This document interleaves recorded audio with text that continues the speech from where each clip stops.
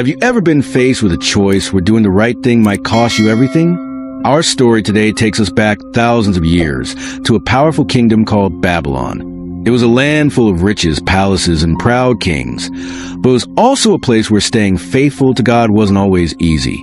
There lived a man named Daniel. Now, Daniel wasn't born in Babylon. He was actually from Jerusalem. But when he was young, his people had been taken away from their homeland and brought to this foreign land as captives. Even though Daniel was far from home, he never forgot who he belonged to. He served God with all his heart, even in a place where others didn't. But before we go further, if you're enjoying this story and want more inspiring Bible stories like this one, don't forget to subscribe to our YouTube channel. Your support helps us share God's word with even more people, and we'd love for you to be part of this journey with us. Back to our story. Over time, Daniel grew up to be a wise and trustworthy man. The kings of Babylon noticed this, and before long, Daniel became one of the most important men in the whole kingdom, an advisor to the king himself. But not everyone was happy about Daniel's success. There were other leaders, powerful, proud men, who didn't like Daniel one bit. He was different. He prayed to the God of Israel. He didn't cheat or take bribes like they did. And no matter what came his way, Daniel always did what was right. So they watched him and waited, hoping to catch him slipping. But Daniel, he just kept doing what he always did, serving God faithfully. Now, at this time, King Darius was the ruler of Babylon. He liked Daniel. In fact, he trusted him so much that he was planning to put Daniel in charge of the entire kingdom. That made the other officials furious. They couldn't find any fault in Daniel's work, so they came up with a sneaky plan. They knew Daniel prayed to his God every single day, morning, noon, and night, so they decided to use that against him. The officials went to King Darius and said, "O mighty king, we think you should make a new law. For the next 30 days, no one should pray to any god or man except to you. If anyone disobeys, they should be thrown into the den of lions." The king, flattered by the idea, agreed. He signed the law, and according to the rules of the land, once a law was signed, not even the king could change it. Now, Daniel knew about the law. He knew that praying to God could get him killed. But he also knew that his relationship with God was more important than anything else. So what did he do? He went to his room, opened his window toward Jerusalem, just like he always did, and he prayed. He didn't hide. He didn't make a fuss. He just kept doing what he knew was right. The officials were ready. They burst into his room and caught him in the act, and they rushed back to the king. "Daniel has broken your law," they shouted.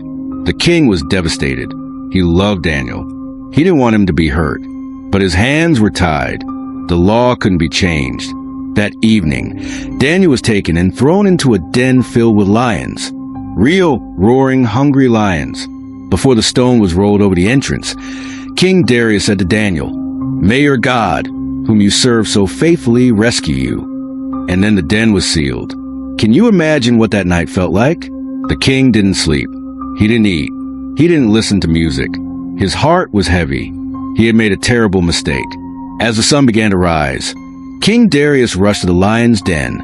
"Daniel," he cried out, "has your God, whom you serve so faithfully, saved you from the lions?" And then a voice echoed from the den. "Yes, my king. My God sent his angel to shut the mouths of the lions. They have not hurt me, because I was found innocent in his sight, and I have done no wrong to you either." What a moment! The king was overjoyed. Daniel was pulled out of the den, completely unharmed. Not a scratch on him. God had protected him in the most impossible situation. But that's not where the story ends. King Darius then gave command. Those wicked officials who had plotted against Daniel, they were thrown into the same lion's den. And this time, the lions did not hold back. Then the king made a new decree, one that echoed across the kingdom. He said, "I decree that everyone in my kingdom should tremble with fear before the God of Daniel, for he is the living God. He endures forever. His kingdom will never be destroyed, and his rule will never end. He rescues and saves his people. He performs signs and wonders in the heavens and on the earth. He has rescued Daniel from the power of the lions." Daniel continued to prosper in the kingdom. But more importantly, his story lived on, a reminder for generations that faith in God is never wasted. Daniel's story isn't just about lions. It's about courage. It's about standing strong even when everything around you is pressuring you to give in. Daniel could have stopped praying. He could have played it safe, but he chose to stay faithful. And because of that, God showed his power. Sometimes we might feel like we're facing lions too. Tough situations, peer pressure, fear, or hard decisions. But when we choose to stand firm and keep trusting God, He stands with us. Faith doesn't mean life will always be easy, but it does mean we're never alone in the fire or the lion's den. So today, ask yourself, what lions are you facing? Are there places in your life where standing for what's right feels risky? What does it look like to stay faithful in your situation? Be encouraged, just like God was with Daniel. He is with you. No matter the challenge, no matter the cost, He is faithful, and He honors those who trust in Him.